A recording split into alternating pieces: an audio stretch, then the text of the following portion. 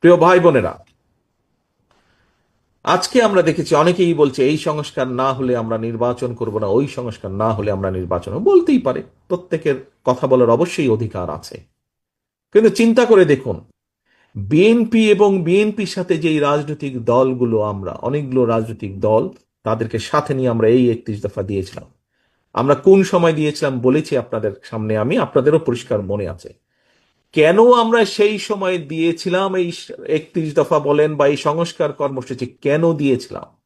কারণ বিএনপির দেশ পরিচালনা করার অভিজ্ঞতা আছে।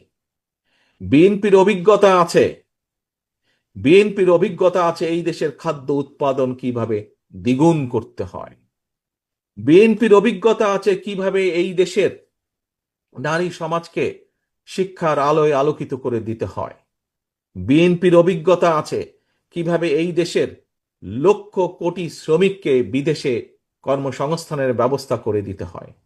বিএনপির অভিজ্ঞতা আছে কিভাবে এই দেশে শিল্প কলকারখানা তৈরি করতে হয় বা তৈরি করা যেতে পারে এবং তার মাধ্যমে কর্মসংস্থানের ব্যবস্থা করা যেতে পারে।